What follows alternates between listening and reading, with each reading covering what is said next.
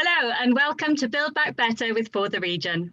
It's Global Entrepreneurship Week and there have been so many online events happening for people to watch and get involved with. It's been a really inspiring week so far and there's a lot more to come. With so much going on, we're delighted that today's guests have managed to take time out of their busy week to join us to talk about entrepreneurship and starting up a business here in South West Wales. We're delighted to be joined by Kathryn Penaluna, Associate Professor in Enterprise Education at University of Wales Trinity St David, Kelly Jordan, Entrepreneurship Officer at Swansea University, Kim Mamhende, Project Manager for the Centre of African Entrepreneurship, Kathryn David and Sue Poole, Co-Directors of Young Business Dragons, Alex-Ioan Coldea, Founder of Dill. I'm Zoe Antrobus and this is our host, Dawn Lyle. Thanks, Zoe. Hello, everyone, and welcome to what I think will be a really interesting and inspiring conversation today about entrepreneurship in the region. It's our mission to encourage businesses to start up and stay here in South West Wales. And I'm a passionate believer in the power of entrepreneurship to make good things happen. It's not just that entrepreneurs create businesses and economic development and create jobs and opportunities. All of that is massively important, but also entrepreneurs want to change things. They want to make things happen. They look around, they see things that aren't working and they invent solutions and create progress. So we need entrepreneurs. I always say we need entrepreneurs in all aspects of our lives, in social care, in health, in technology, in communities. We need entrepreneurs making great things happen. So I'm always inspired to talk about entrepreneurship and to meet some of the entrepreneurs across our region who are putting themselves out there and starting businesses. It's something I identify with personally. And so I'm going to bring in Alex first of all, because Alex is a Swansea University student who has started up his own technology business in the region. Welcome, Alex. Thanks for joining us. Tell us about your business and your journey of entrepreneurship here in South West Wales. Oh, thank you. It's really nice meeting you today. So that's great. Yeah, my name is Alex. I came in the UK when I was 18. That was in 2016 when I started university. I wanted to go for computer science because I really liked computer science. During my university time here at Swansea, I went through lots and lots of directions. So firstly, I've done a year in industry. I've worked for a big software company for 1 year, which was a really good experience. Like I've gained a lot of knowledge in computer science, which is really, really important. I knew that I wanted to build a startup. I knew that since my second year. So I just focused on that since then. I like food a lot. So I knew that I want to go into something with food. Initially, what I built, it was an app like Tinder, but for food. So people were able to swipe left and right for meals that were nearby their location. They were able to have a list of favorite meals. Then they were able to choose from those. The app generated quite a few downloads. It was pretty popular where we've launched it because it's a fun thing. But then I just thought that I need to add more value to it. I was just walking around the campus and I've seen that the queues were huge at the on-campus food outlets. So that's how Dill came in place. I just wanted people to skip the queues. So Dill is a platform where students and university staff can pre-order their meals in advance. They can pay with credit cards, Apple Pay or Google Pay. They can simply go to the food outlet and they can pick their items and leave quickly and enjoy more of their time. We've started at Swansea University in February this year. It was not a good time because the pandemic came right after a month or two. So it was really challenging at the time. I just went to the entrepreneurship office at Swansea University and they've suggested me I should apply to Big Ideas Wales for the boot camp there. They've said that it will be quite of a simple experience, that most of the people there, they're at the idea stage of their business. But they've said you should go for it and just try and learn something out of it. So I just went there, and that's where I've met Miranda, who was my advisor. She put me in touch with Sue, and then with Sue, we had a few meetings. We've talked about what I was doing. At that time, the startup was right at the beginning of it. So I think we were just about to test it in a pub at Swansea University. So it was really, really small. We were talking about the seed fund and she really encouraged me. She told me that you should go there, you should test it, and then you should come back and we'll see the results. So that was something that really motivated me. I proved that this will work. I tested it at Swansea University. The trial went really good, but then the pandemic came in place and we stopped it for like a few weeks. And then we've just thought that universities will need such a product, right? Because they don't want people in close proximity when they reopen. So we've just tried to approach more and more universities, and we got really, really positive feedback. One of them was Imperial College. We've talked with them for a few months where we've just developed more and more features. And then we've launched at Imperial College in July in their campus in South Kensington, which is quite a big one. As well, really helpful that I participate in the big pitch at Swansea University, where I've earned funding, which was incredibly important. We were able to buy equipment, tablets, printers, because our app works on the staff there. They have a tablet where they receive incoming orders. We also supply them with printers from where they can print receipts. We were really fortunate that we had those funds from Swansea University, from the Prince's Trust. So it all binded really well together so that we could have a really good start. And now we are in 3 campuses at Imperial, in over 10 places there. We're launching at Nottingham Trent University, at Sheffield Hallam University. It's getting a bit delayed because of the lockdowns that are happening there, but we're going on that route to launch there. We've launched at the Royal College of Music in London, which is a really, really prestigious place. Yeah, now it's just, there are lots and lots of things that I didn't believe at the time that will happen. Now they're happening. So we will be doing a campaign with Red Bull UK. We'll be giving students a can of Red Bull, so thousands and thousands of cans, which is pretty amazing. I mean, we're just a startup and we're doing a campaign with Red Bull, which is pretty crazy. Now we're approaching schools as well. There's a really interesting project that we're doing now, which will be launched in January next year. It's about the schools here in Swansea, which is something really important for me and my team. So I'll tell you more about that when we reach January. Wow. I mean, thank you, Alex. I think there's so much in what you've just said, but what I can really relate to is it's just such an exciting journey, isn't it? When you end up in places talking to people that you never imagined you would, and opportunities open up all the time. And it's the life of an entrepreneur, isn't it? To spot those opportunities, roll with those new connections. Suddenly you're in one of London's major universities. And what a great attitude to have, that actually COVID strikes COVID must have knocked you off your stride. Suddenly everything's closing down. You're thinking, how does this affect my business?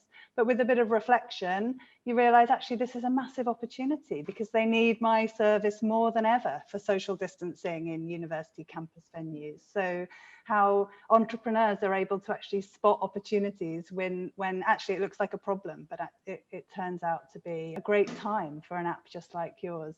I really appreciated what you said about the support that you received from lots of different sources. And so I think that's what we want to get into today. And we've got a number of people on this call who are just absolutely the right people to talk to when you're thinking about starting a business.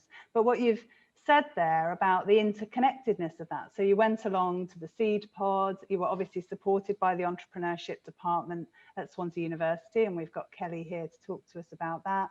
There's Big Ideas Wales. There are all kinds of opportunities to pitch your business, present your business to others. And I remember that myself as an entrepreneur coming out of University of Wales, Trinity St David. I think it was called Swansea Institute back then, with a tech startup. But we felt so much part of an ecosystem and supported from different angles.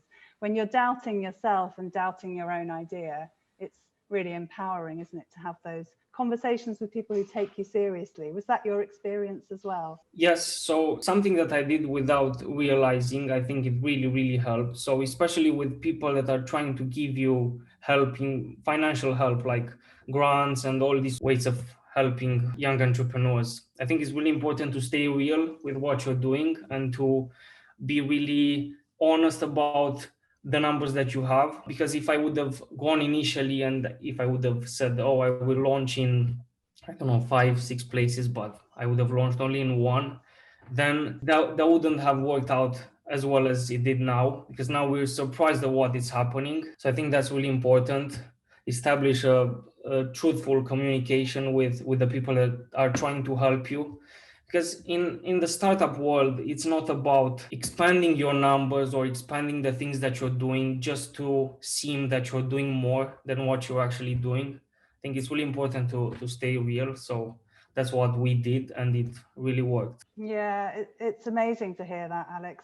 Sue, let me bring you in then. So you were running the seed pod at the Village Hotel in Swansea, and Alex came in to see you. Do you remember meeting Alex and what happened Absolutely. Next? Listening to what he said, he wasn't sure if it was a great idea. But immediately, I think I met him first, and then Kathryn and I met him.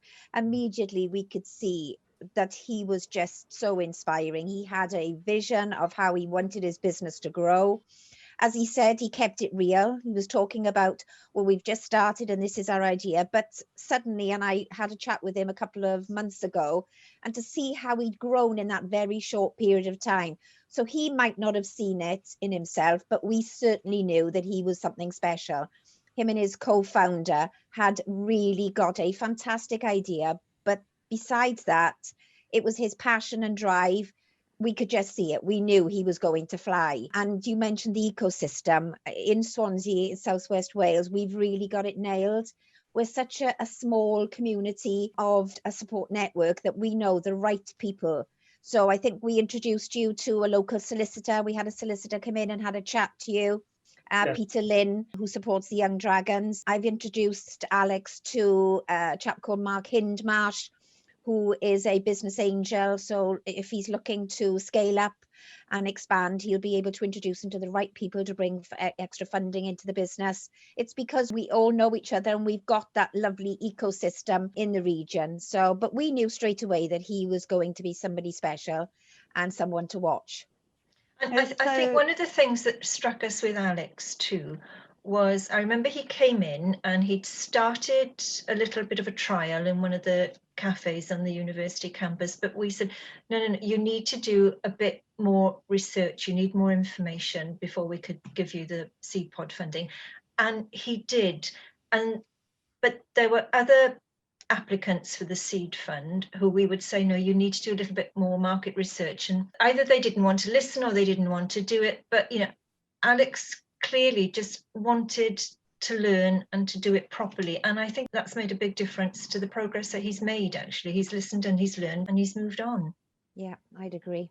Thank you. I really appreciate the kind words. So thank you very much for the nice words. Yeah. Well, they're true. Thank you. I want to bring Kelly in. So Kelly, you run the entrepreneurship program at Swansea University. So you would have been the first port of call for a small business like Alex's starting up. Is Alex one of many young business owners that you're supporting in Swansea University? What's the culture of entrepreneurship within the university? It's actually increasing day by day. So in 2019, we had about 40 students start businesses. And from January until now, which is obviously November, we've had 50. So we're already increased 10 on last year.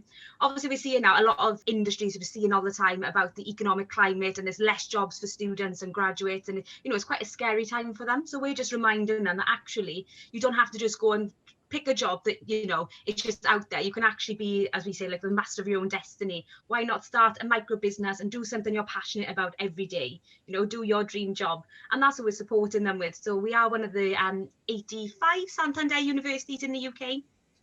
So we received money for entrepreneurship to go directly to our student startups. Alex, as he said, was a beneficiary of that. So he won one of the big pitch competitions we do at the university. I think he received just over £2,500 to go and develop his idea further. Every year we get to put one of our students who is an exemplar of entrepreneurship into the Santander Emerging Entrepreneur Awards. And we actually chose Alex this year, which is fantastic. And he really did represent Swansea University so well. And we were honestly so proud to see him there in the final pitching. So yeah, it's been amazing, and the culture is growing. We're trying to publicise all our students who are starting businesses to show other students, don't ever feel it's impossible. There's so much support here at the university, and like I said, in the ecosystems. I know in University of Trinity St David, they got some fantastic stuff going on. We do work really closely together to put on programmes to complement each other as well.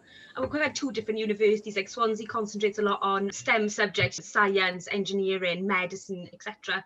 And then obviously we've got Trinity, who do a lot of creative. We can really complement each other and provide like a network for our students. So we are really keen to do that. But I think it's just the whole region of Swansea, really. We're really lucky to have such fantastic things going on, and like Sue and Kath and yourselves will all know that we all work together really well, and we make sure that there's always communication between us all. Anything we do, we invite each other along we push our students together, because we realise that's where the value is. The value isn't always, doing stuff on your own. It's actually, how can I do it with other people, and how can they help me develop? So, we're all advocates of that ourselves. Well, I'm thinking back to my own entrepreneur story. I was a student at University of Wales, Trinity, St David, and I'd come from London. And I, like Alex, in my sort of first year, second year was when I started thinking about starting a business. And then by the time I graduated, I had established a startup with my partner, and there was never any question in my mind about going back to London, because I'd had so much local business support. And I think that's a key challenge that we've got to address, is all this support in the universities and in the region. Are we supporting startups to then leave and take their businesses away? How do we keep them here to grow their businesses in Swansea and South West Wales, instead of going back home and taking their businesses with them? So that's good. So correct. And obviously, as universities, we have a lot of students coming from all over the UK, internationally. We've had some, the last few years have been from America, Australia, New Zealand, some fantastic places. And they come here to the university and they're entrepreneurial, and they think, I'm going to go and start my own business. As you know, universities have such good facilities. We are a breeding ground for innovation. And there's honestly, I'm blown away daily when a student comes to me, I've got this fantastic business idea, and thinking, oh my gosh, I would never thought of that. So, it's really good. But as you said, Alex is a Romanian, you yourself are from London, and we do see it all the time. They come here, they have some fantastic support. Universities and colleges across Wales, we are heavily supported by Youth Entrepreneurship Scheme from Welsh Government. We receive quite a lot of funding to develop entrepreneurial skills in the students, in line with the Yes strategy. We are really conscious about them receiving funding from us at universities and colleges across Wales, and then taking their fantastic businesses back home with them. We really want to keep them in Swansea. So we've been working with yourselves for the region to set up a new initiative for student startups. We all feel very connected in the region, and we want them to as well. So we've got a new little scheme going on called Starting Up in the Region. So it's where any startup is able to join for the region for a discounted price. I think it's £60 for the year, and they're able then to develop their own networks. It's fantastic. We can open up networks for them, but I think it's important for people to build their own network and build the people they want around them. So this will allow them to communicate and to network and interact with not only startups like themselves, who can support each other through this journey. As we all know, it's not an easy journey. It's quite glorified at times. You see it sometimes online. People can work from anywhere in the world, can do this, can do that, but we all know sometimes it's staying up till 3 o'clock in the morning trying to get a bid in, or just trying to develop yourself. So it's quite interesting, but also it allows them to interact with more established entrepreneurs, but also get them the exposure they deserve around the region. And fingers crossed, they feel so supported here in Swansea that they won't ever want to leave. I see it all the time, actually, with even staff who work in the university. They see them from further fields, and I say to them, so how are you? You're from Norwich, or how are you still living in Swansea? Though we came here from university, we loved it, we never left. And you see a lot, and we want our students to replicate that answer. I came to Swansea, I felt so supported that I never wanted to leave. So fingers crossed we will achieve this with a new scheme. Yeah, great. I could bring Zoe in here to talk about that. We're really delighted to be working with the University and University of Wales, Trinity St David, to launch this programme this week, Starting Up in the Region. And Zoe, you're passionate about making those connections, aren't you? Yeah, I think it's a real opportunity for those startup businesses to meet our existing members. For the region, we've started up regular members forums. It's going to be brilliant for the startup businesses to get involved in those member forums, meet and discuss things that might help to influence them. We've got a creative and digital group. We've got development and investment. There's circular economy and sustainability. There's so many opportunities for them to hear a diverse mix of perspectives and get to know some businesses and organisations that might be able to help them on their way. Yeah, I'd love to bring Kim in here because Kim, you're doing really important work in the region. Kim is from the Centre for African Entrepreneurship and does a huge amount to support entrepreneurs from lots of different backgrounds, people who are new to the city, people who've lived in Swansea for a long time.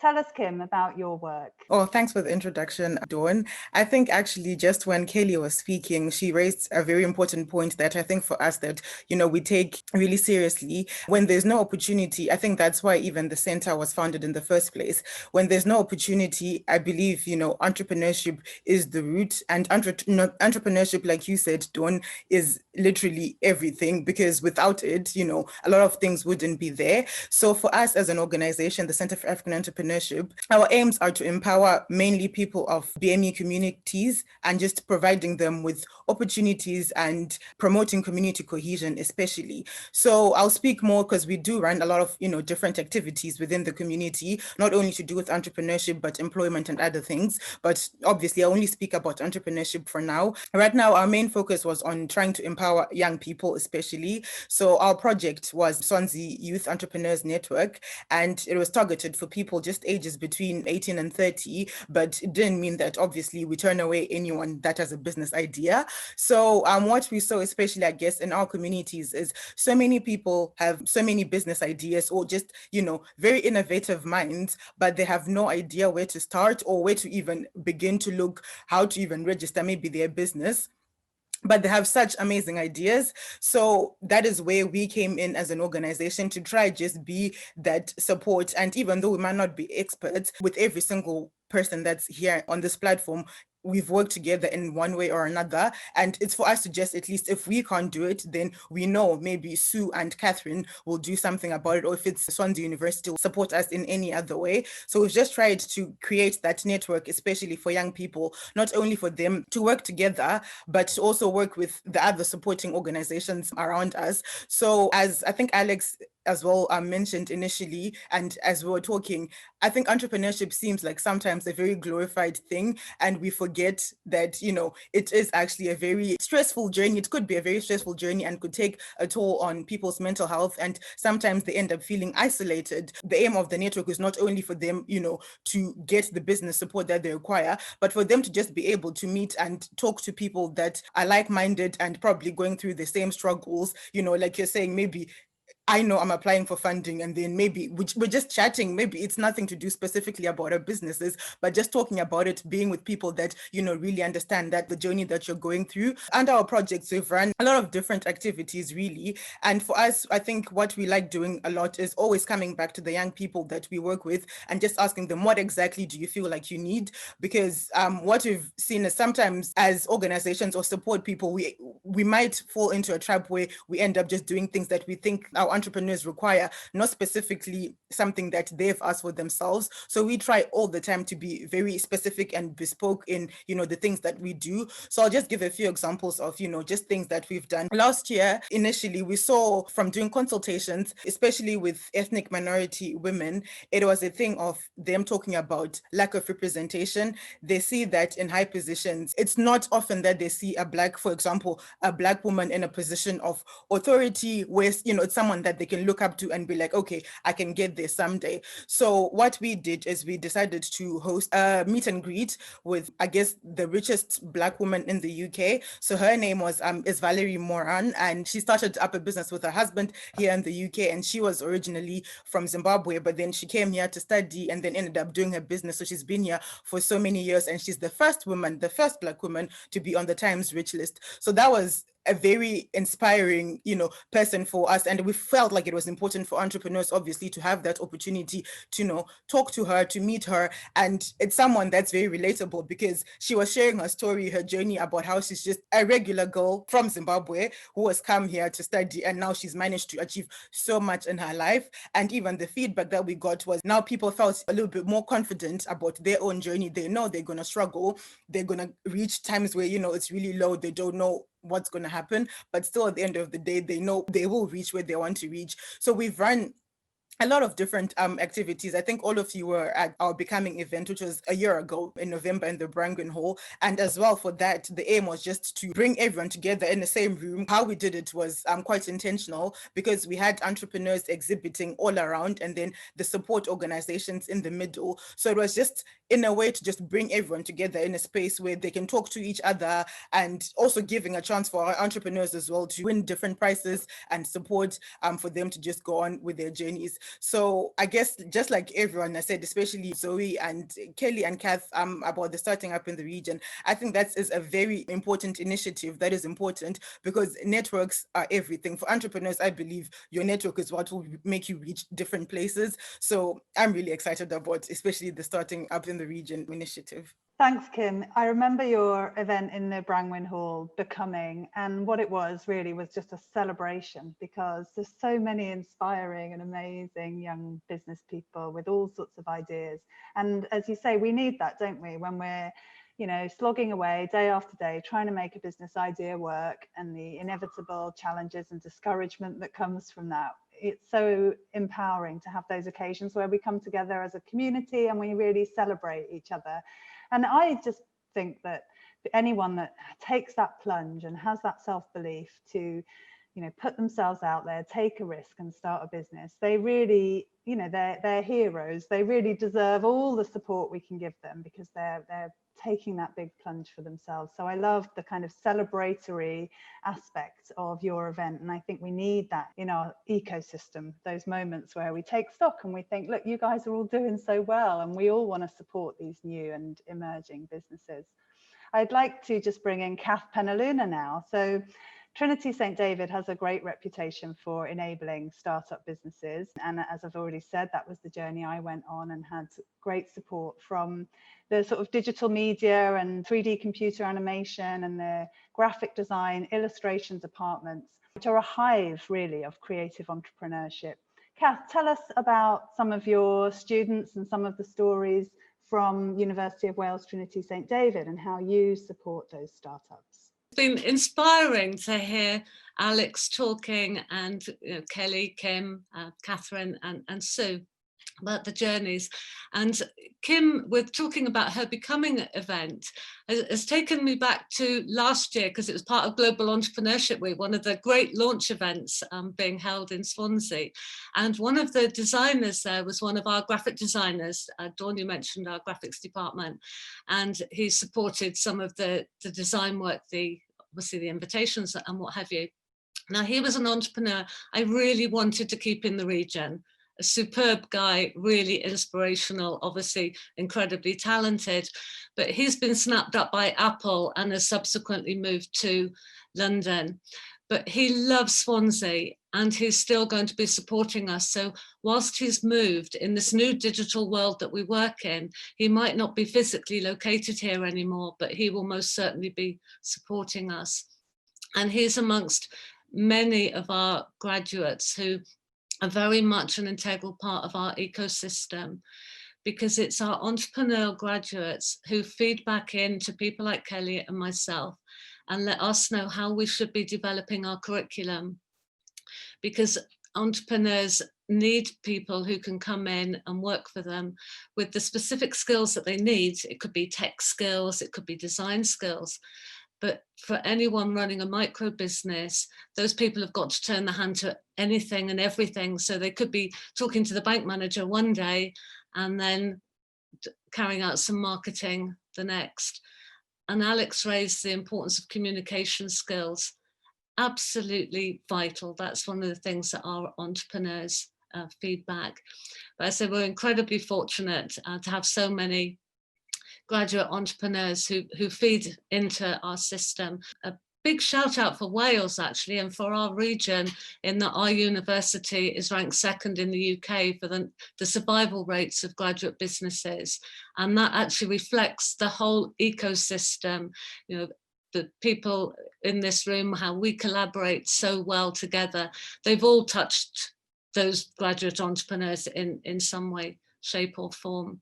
So we're working very much with our current students, developing our curriculum, exactly the same as Swansea Uni is doing, ensuring that our students have the competencies for taking forward businesses, should they want to. And as we've already discussed, sometimes it is out of necessity, and sometimes it's a necessity because people want to stay here. You come to Wales, come to Swansea, you really don't want to leave. So in addition to people coming to me saying, hey, Kath, I've got this idea, can you help me start? It's like, Kath, I've got no idea what I want to do. I haven't got a business idea. Can you help me generate them? Because I just want to stay here. So it works that way as well. Yeah, I think that's right. If you can't find the job that you want, you've got to go out and create that job for yourself. And even if it is only ever a micro business that supports you to do the thing that you want to do. And I know that's the way for a lot of graphic designers and illustrators and web developers. You know, creating your own job and working directly with your own clients gives you massive freedom, and you don't have to start employing loads of people unless you want to. So it's a great route. I'd like to bring Sue in here because we're talking about the transferable skills that Kath has mentioned. So a lot of the skills that you learn through testing and trying out entrepreneurship become vital skills, not only for you as a business owner, but if you wanted to go into any sort of career, those transferable skills about communication and adaptability. And I know you're passionate about that, and you get them really young, don't you? Tell us about what you're doing in primary schools and secondary schools, long before anyone's even thought they might go to university, and what they might do after that. Why is it so important to get in there so early? Well, like anything in life, Dawn, as we all know, the younger you start developing certain skills, the better. Most of the people on this call here have been working either with university students or students 16 plus.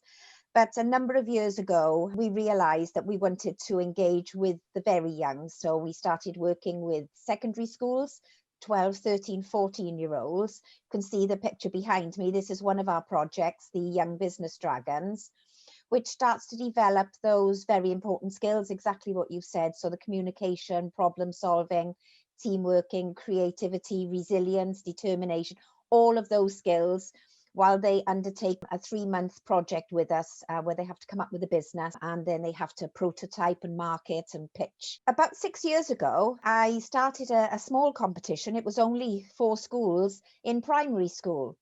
And when you start working with primary schools, you actually realise this is really where it's at. They're like sponges. They're so enthusiastic.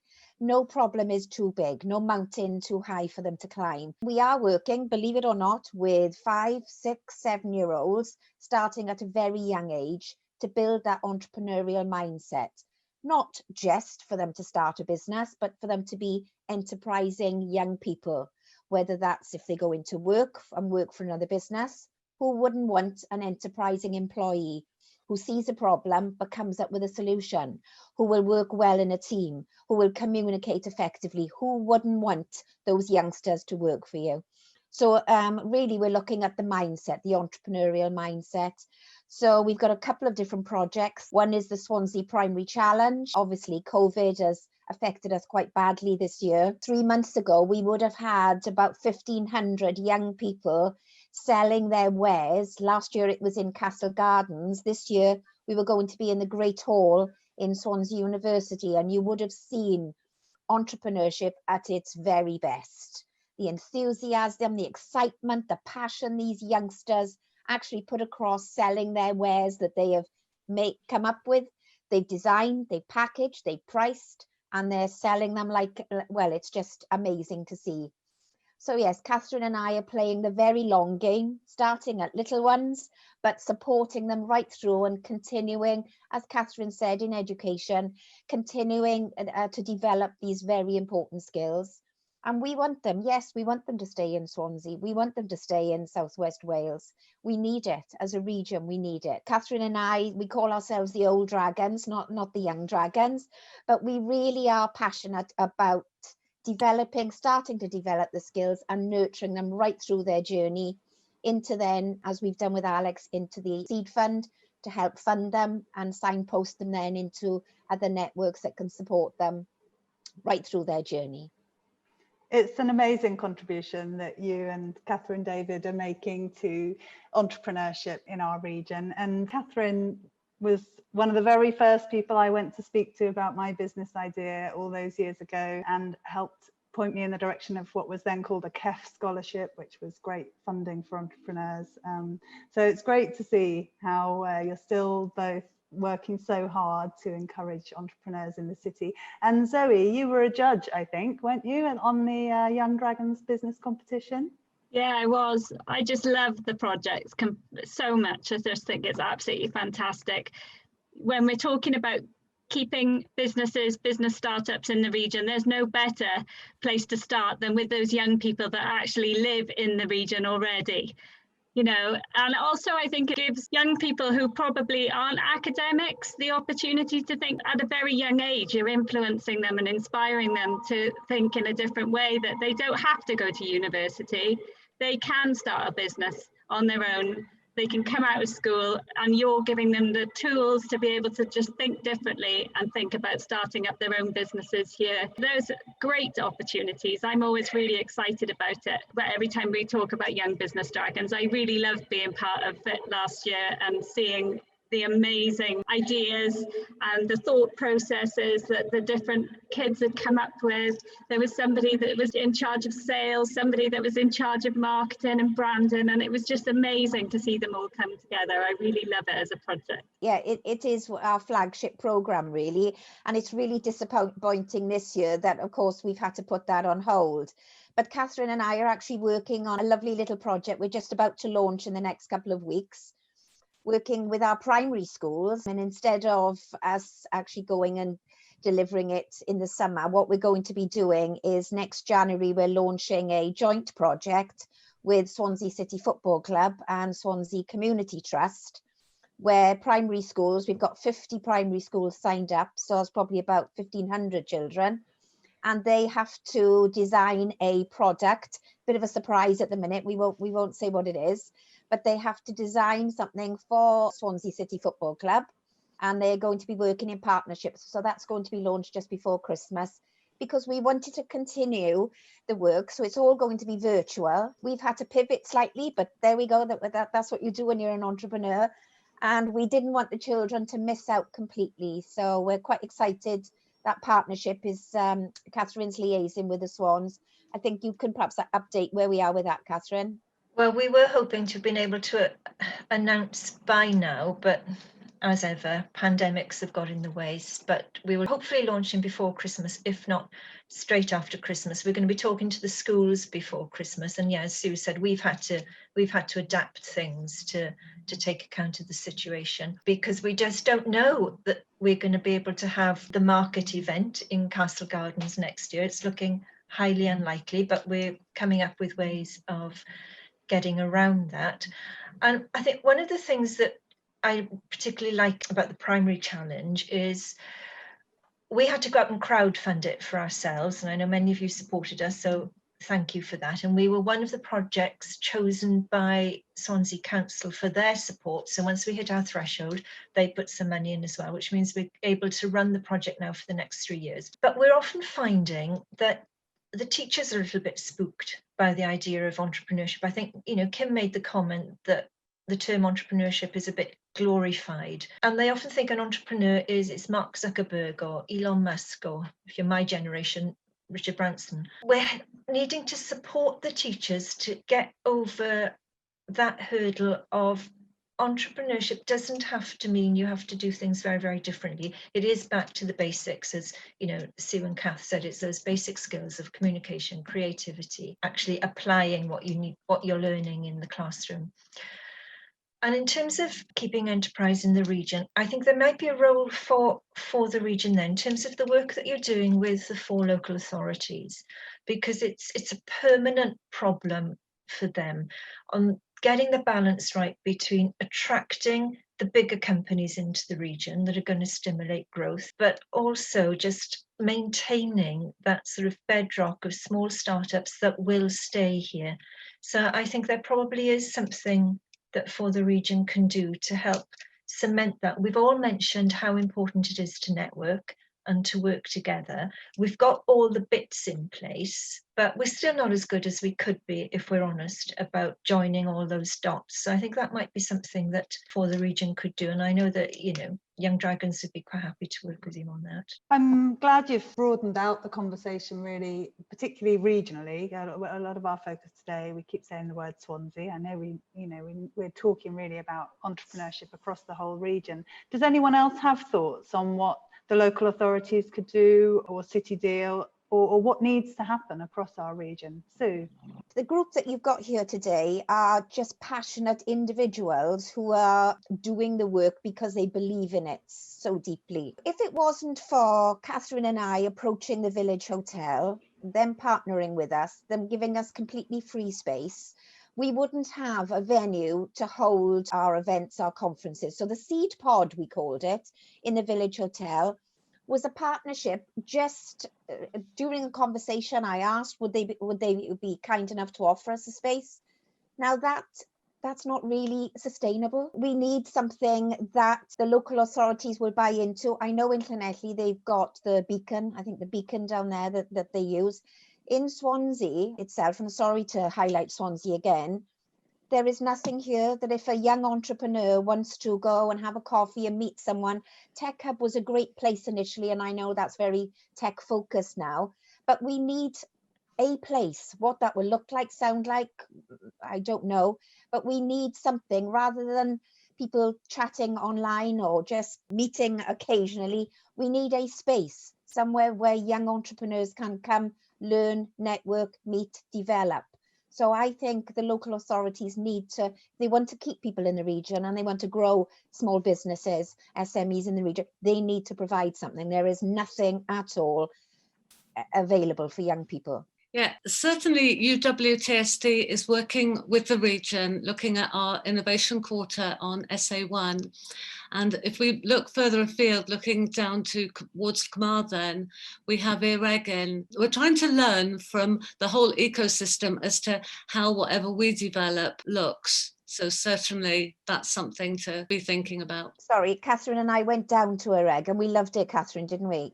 Having that availability, having that building, that support was fantastic. And we tried to do something on a very small scale in the Seed Pod, but that was just Kathryn and I.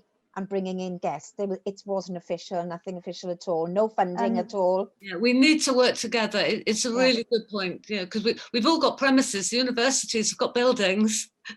Yeah. And so working together, sharing those buildings. And I know actually, Dawn, you've got a really exciting venue for the region as well, haven't you? Well, we've got our venue in Swansea train station on High Street, which is a hub for all our members to come and use and come and meet us. Obviously, we're all working from home at the moment, so it's less relevant for people to have office space. I mean, that's a sort of changing culture. Yeah. I wondered whether you want to come in and share your thoughts on this. I know as a startup business, we were actually one of the companies that went into the Technium incubation centres, which used to operate in Swansea. And that was fantastic for us, but it wasn't low cost. It wasn't cheap and easy. It wasn't easy in, easy out. It wasn't flexible. You had to take on a whole big unit. I wonder whether actually startups need something much more informal and affordable than that. Yes. Alex, what would you say? Are you working from home at the moment? Are you looking for office space? What do you think your needs will be? Yes, so this is, I would say it's a subject in our case, because we're a tech business, we work from home, we can do our meetings from home, we can sell our product to catering managers from home. We don't really need that space, but I would say this depends on the business as well. Maybe there's some businesses who really need that space so that they can work better, so that they can, as Sue said, they're really motivated people that really know what they're doing. They have that sort of vision. They know where they will be at. And then there are people who maybe need a bit more time to work together, to go through things together. So such a space would definitely be important. Because I think even though we can work remotely and we're all doing that now, there's something magical about clustering, isn't there? There's something really important about, even if it's just for one day a week that you pop in and you know, we talked before about how important it is to talk, just chat to other people who are on that same journey, and to be able to access the various support that's available and not feel so isolated. And I know, Kim, with the Centre for African Entrepreneurship, you're actively looking at how you can establish some sort of enterprise hub. Tell us about that. Yes. So for us as well, just like I guess Sue really mentioned, we've seen that for a lot of entrepreneurs, sometimes they are disadvantaged because maybe they don't have, you know, space to themselves or for their business. Like some conversations we've had, and for example, one of our entrepreneurs, he's got sort of like a dance club, but then right now he's saying, you know, I mean, besides COVID, like before, sometimes you'd have to stop because he doesn't have the funds to pay for the space, etc. And another one, he's an English teacher for international students that come into Swansea. And again, for him, it's a thing of, you know, he's lacking that space and everything is just maybe too expensive and he can't pay for it at the moment. So for us, we are trying at the Centre for African Entrepreneurship to secure funding to just have a community hub. The main thing is for us to have that space, not only, you know, for it to be for entrepreneurship, but then a space where people that just want to do anything, they're able to just come and do it. If it's a way of booking that, you know, you've got your event that you need to host, making it accessible for anyone who wants to do anything that they want to do. I think the location of these enterprise hubs really matters as well. In our towns across the region, I think every town should have an enterprise hub, and it should have a shop front. It should be on the local high street. It should be visible to everybody. It shouldn't be in an ivory tower, but it should be somewhere that every time someone walks past, they think, oh, they're starting businesses in there. Maybe I could do that. I think don't have like a shop front with like have where anyone can stock, you know, it doesn't have to be one person's shop, so it's a shop where anyone can stock at all. Maybe like a cafe in that as well, so people can go and have tea and coffee, they can meet people. Maybe like the first floor then like a multi-use space, so it can be used for conferences, it can be used for someone to host a dance class, it can be used for anything at all. You know, if the universities or Young Dragons want to put on a miniature event, for example, you know, they can be used. Maybe another floor then for hot desking, office spaces, etc. It's quite similar. Obviously, many of you have probably been to the NatWest Accelerator Hub in Cardiff, you know, and they've got milk and sugar downstairs, and they've got the open plan hot desking area, and it's so good. And I think that's what we're really lacking in Swansea. These spaces and venues, they can look very different according to the needs. I mean, one of the interventions that Kathryn David took on board actually was working in collaboration with Swansea Bid, and that's a shop front that we have. It's Creative Bubble in Craddock Street, and we're looking for larger premises now, and we're going back to that networking and collaboration. So within that space we have exhibitions, we have pop-up shops, and it's a great venue. We essentially leave our students decide what they want to run in it. You know, we help facilitate it. But another space that is being called out for as well is what I would describe as dirty space, where designer makers can come in and start creating as well. Because an office environment is incredibly different to having access maybe to kilns, equipment, 3D printers, the equipment side of things as well. So it's what's in these spaces, and also being careful not to dilute the offering as well, because I think that's a challenge for us as a region. We have so many fabulous activities. We've already mentioned Tech Hub, we've mentioned the Village Hotel. It's almost some of our entrepreneurs say, well, which one do I go to? I mean, for the region, obviously, is the go-to, but it's making sure that people get an opportunity to really network and flourish without there's being so many. I just also want to give a shout out as well to someone who's really working to regenerate the region. I know he works with all of us, which is Ben Reynolds from the Urban Foundry. You know, he's given the Uplands Market, the Mumbles Market, the Marina Market, he's given everyday entrepreneurs a chance to test trade on regular basis, and I know he works a lot with some of the spaces that are available around Swansea, and I just want to highlight just the fantastic work that Ben is doing to obviously promote entrepreneurship in the region, and how easy it is for people now to go and test trade and to look at developing further. So just a shout out to say a big thank you to Ben for all his hard work he does, and which support us as well, you know, in the universities and in the region. And I know Ben's working with Pembrokeshire Council as well, and looking at a project that they call the Meanwhile Use Project, which is all these vacant properties on our high streets, in our town centres, which due to COVID and due to difficult economic times, are sitting vacant and becoming a blight really on our townscapes. I'm from Neath, and you'd be surprised. If you want to go shopping, years ago, Neath, you got the market. It used to be quite a vibrant town. And I lived in Australia. I remember I came home and my mum said, we'll call to Neath to get something. And the first day I walked through Neath, it was like a ghost town, It lost all its charm, all its character. It was loads of empty shops. And I thought, oh my gosh, what's happened in the last 2 years? It felt like, it was like, without sounding rude, it was a bit more like a zombie town, But entrepreneurs are vital to bringing life back into towns and high streets. And so, the project that helps landlords with vacant properties make those available to small businesses on easy terms with greater flexibility, everything that entrepreneurs need. And as Kath says, some of those need to be maker spaces, and some of those are more like shop fronts, and some of those are more like office spaces. But meanwhile use means if you can't get a commercial tenant to rent a space, why not make it available on favourable terms to just support businesses bringing that vibrancy back into those places? And I think that's what would make us really unique then.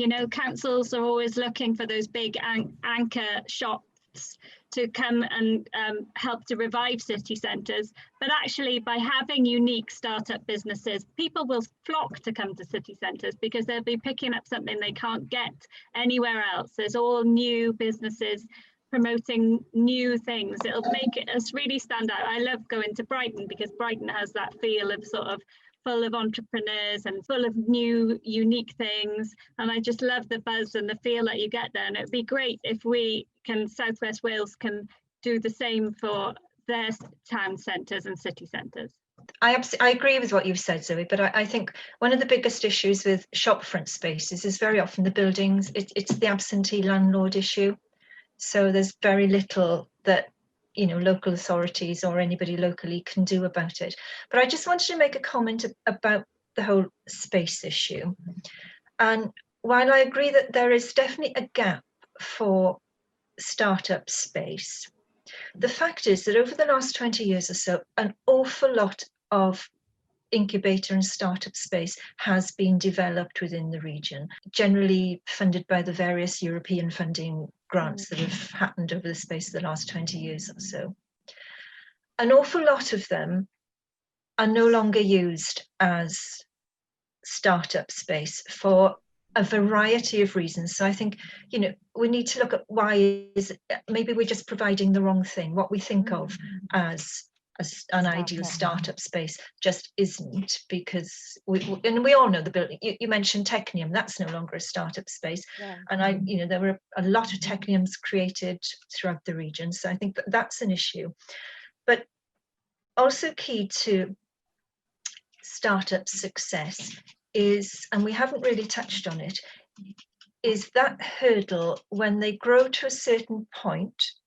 So you can work from your spare bedroom or your kitchen table for a while, but the business starts to grow, and we all know that there's a big problem with what happens then. It's making that leap to the next stage, but that is a part of the journey.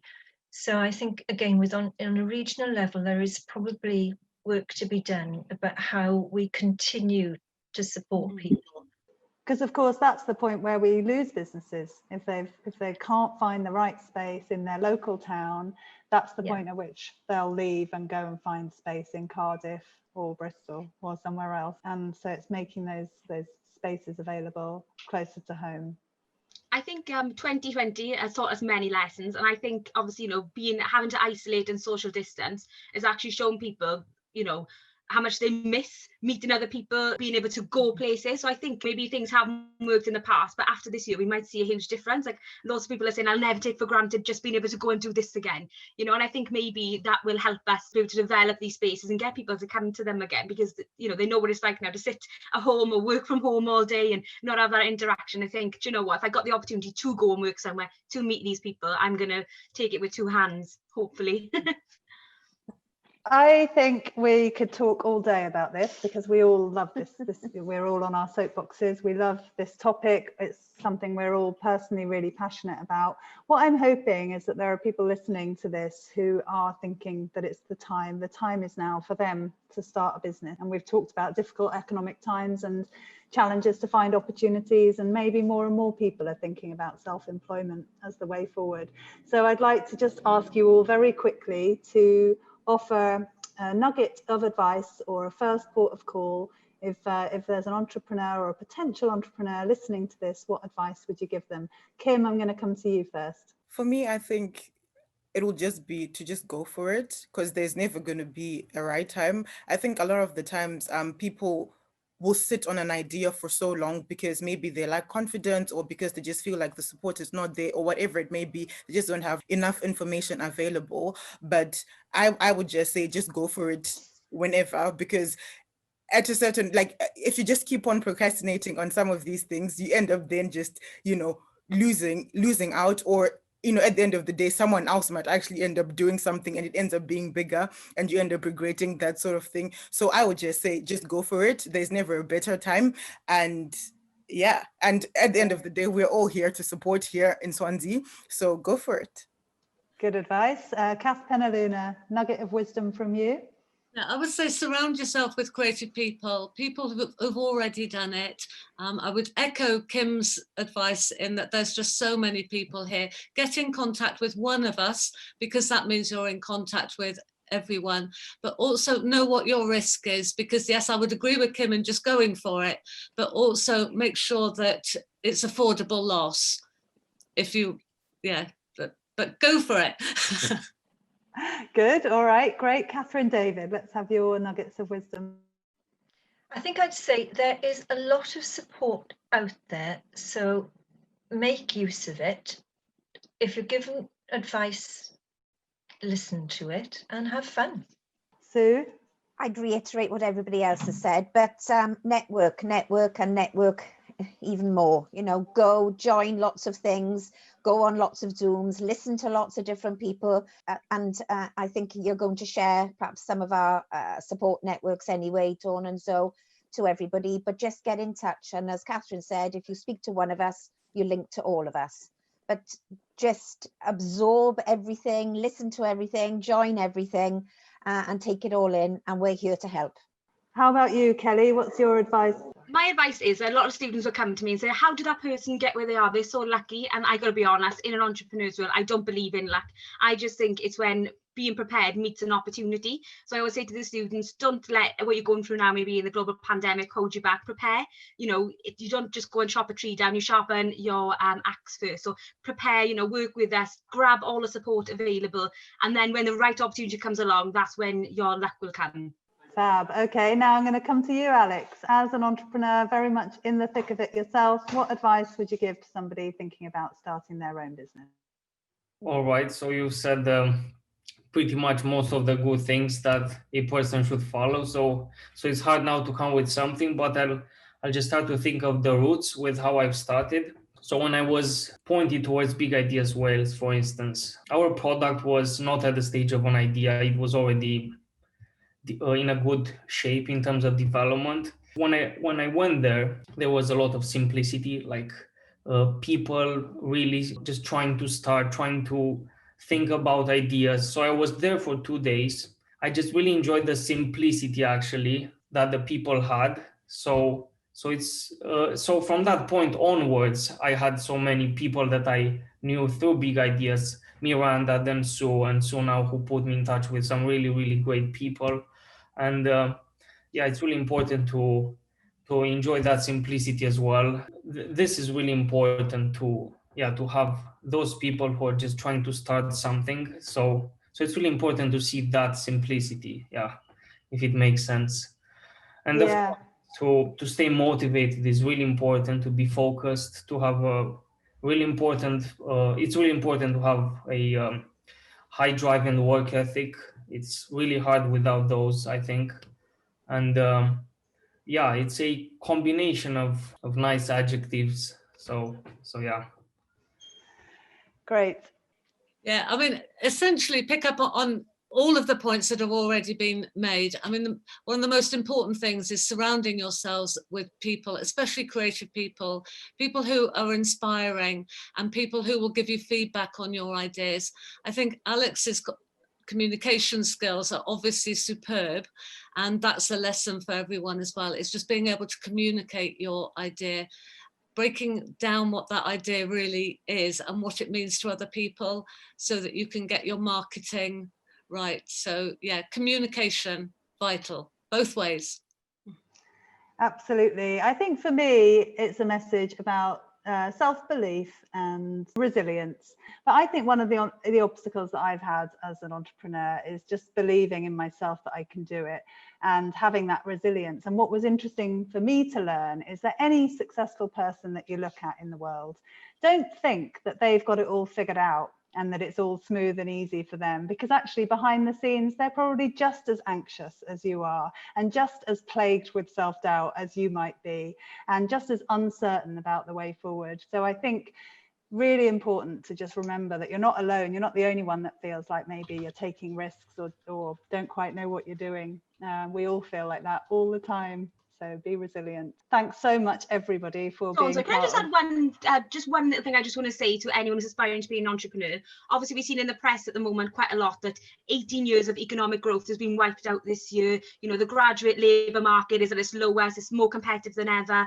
Don't let that put you off. Kath made a fantastic point earlier about, you know, it's not only about an opportunity-driven entrepreneurship, but necessity. There's nothing stopping you creating your own job. You know, a lot of time you see all this negativity and you say, well, I'll never find a job now. You don't have to go and find a job. You can go and create your own, and we will support anyone in the region, regardless if you're a student at USTW, Swansea University, Gower College. You know, if you are just a general member of the public who've lost your job and you want support, get in touch with any of us. You know, we're here to support the whole region, not just where we work. You know, we want to make the whole region a better place.